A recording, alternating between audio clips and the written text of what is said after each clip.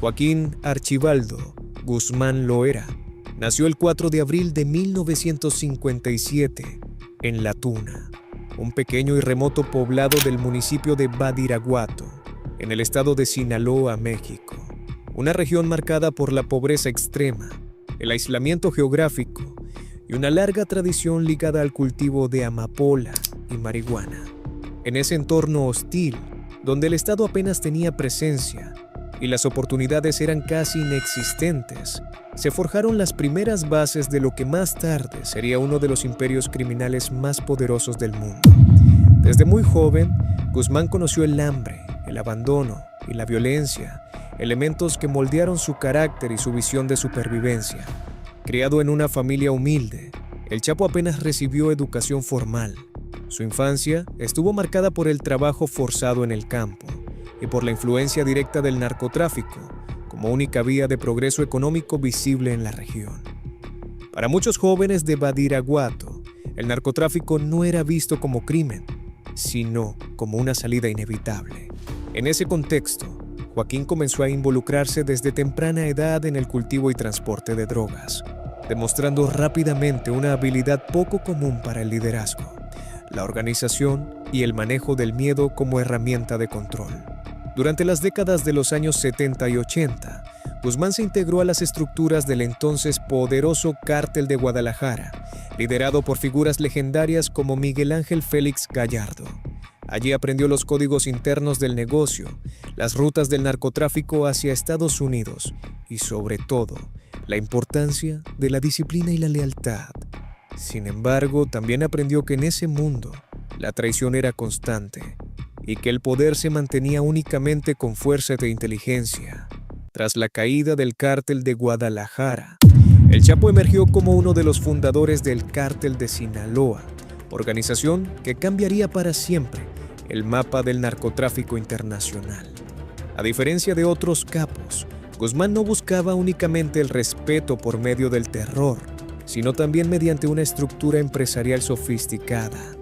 Bajo su mando, el Cártel de Sinaloa desarrolló una red global de tráfico que abarcaba América, Europa y Asia. Utilizó túneles, submarinos artesanales, aviones, empresas fachada y una corrupción sistemática de autoridades para mantener su imperio. Su nombre comenzó a circular no solo en los barrios marginales, sino también en informes de inteligencia de la DEA, el FBI y agencias internacionales.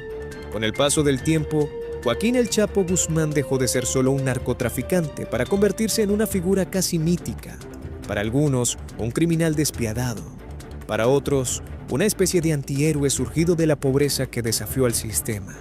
Su figura creció alimentada por corridos, rumores y leyendas, mientras su poder se expandía silenciosamente.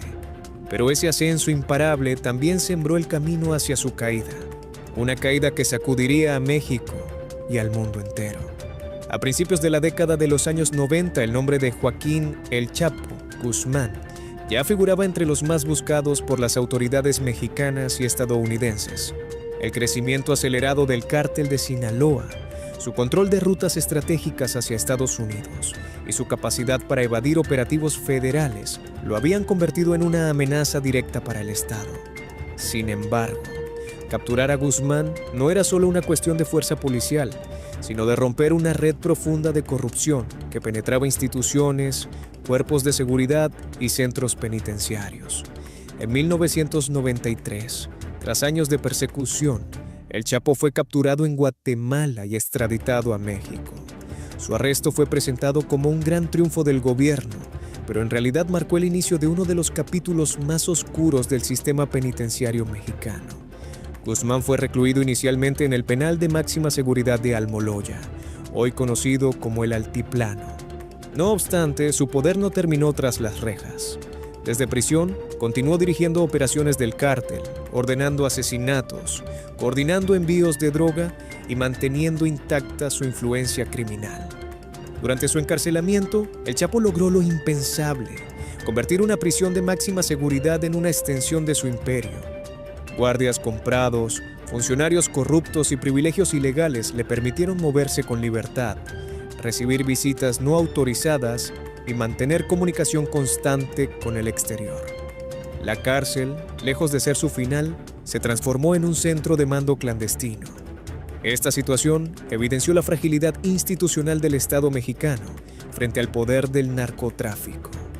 El 19 de enero de 2001, Joaquín Guzmán protagonizó una de las fugas más famosas de la historia criminal moderna. Escondido dentro de un carrito de lavandería, abandonó el penal sin que los sistemas de seguridad lo detectaran. La noticia sacudió a México y generó una ola de indignación internacional. Tras la fuga de Joaquín "El Chapo" Guzmán en 2001, el gobierno mexicano enfrentó una de las mayores crisis de credibilidad de su historia reciente. Durante más de una década, el capo sinaloense se convirtió en el fugitivo más buscado del país y en uno de los criminales prioritarios para Estados Unidos. La presión internacional creció y la captura del Chapo dejó de ser un objetivo nacional para convertirse en una obsesión global. Agencias como la DEA, el FBI y la Interpol comenzaron a coordinarse de manera directa con fuerzas especiales mexicanas para seguir cada uno de sus pasos. Durante esos años en libertad, Guzmán vivió como un fantasma. Cambiaba constantemente de ubicación, utilizaba casas de seguridad, teléfonos desechables y un círculo extremadamente reducido de confianza. Su vida se movía entre la clandestinidad absoluta y el lujo extremo. Mientras ordenaba operaciones multimillonarias, también imponía castigos brutales a quienes consideraba traidores. El cártel de Sinaloa alcanzó su máximo poder bajo su liderazgo, consolidándose como una de las organizaciones criminales más ricas y sofisticadas del planeta. En febrero de 2014, tras un operativo cuidadosamente planeado, Joaquín Guzmán fue capturado en un edificio de departamentos en Mazatlán, Sinaloa. La noticia recorrió el mundo en cuestión de minutos. Para el gobierno mexicano, la detención fue presentada como una victoria histórica. Para muchos analistas, era la prueba de que el mito podía ser derrotado. Sin embargo, la historia estaba lejos de terminar. El Chapo fue recluido nuevamente en el penal del Altiplano, la prisión de máxima seguridad de México, bajo estrictas medidas de vigilancia. A pesar de los supuestos controles extremos, el 11 de julio de 2015 ocurrió lo impensable por segunda vez.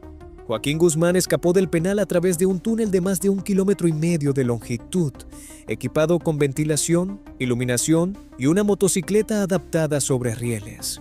La fuga fue una humillación internacional sin precedentes. Las imágenes del túnel recorrieron el planeta, dejando en evidencia la magnitud de la corrupción, la complicidad y la falla estructural del sistema penitenciario mexicano. La segunda fuga de El Chapo marcó un punto de quiebre. La indignación pública fue inmediata y la presión internacional alcanzó niveles sin precedentes. Estados Unidos exigió acciones contundentes y dejó claro que no permitiría una tercera oportunidad.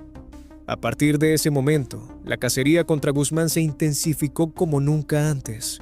Cada movimiento, cada contacto y cada refugio potencial fue monitoreado.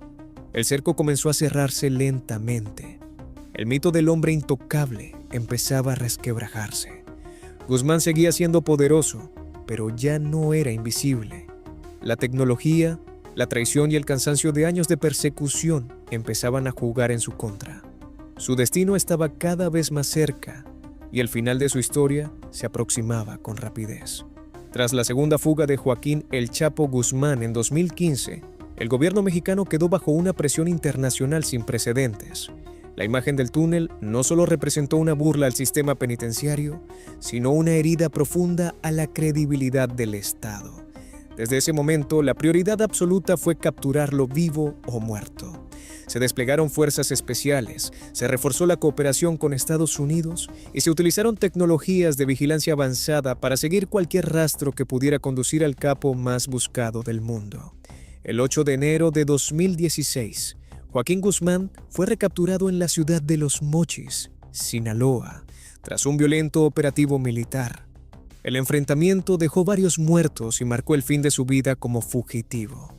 Esta vez, las autoridades actuaron con una estrategia clara: evitar cualquier posibilidad de una nueva fuga. Guzmán fue trasladado nuevamente al penal del Altiplano, bajo un régimen de aislamiento extremo, con vigilancia permanente y controles reforzados a cada segundo. En enero de 2017, México tomó una decisión histórica: extraditar a Joaquín El Chapo Guzmán a Estados Unidos. El traslado significó el reconocimiento implícito de que el sistema mexicano no podía garantizar que el capo permaneciera encarcelado. En suelo estadounidense, Guzmán enfrentó múltiples cargos por narcotráfico, conspiración criminal, lavado de dinero y uso de armas de guerra. El juicio, celebrado en una corte federal de Nueva York, fue uno de los más mediáticos y complejos de la historia judicial moderna. Durante el proceso judicial, ex-socios, sicarios y colaboradores cercanos testificaron contra él. Relataron con detalle la violencia extrema, los asesinatos ordenados y la magnitud del imperio criminal que dirigió durante décadas. El mundo escuchó historias de corrupción, sobornos millonarios y rutas de droga que inundaron Estados Unidos con toneladas de cocaína, heroína, metanfetaminas y marihuana.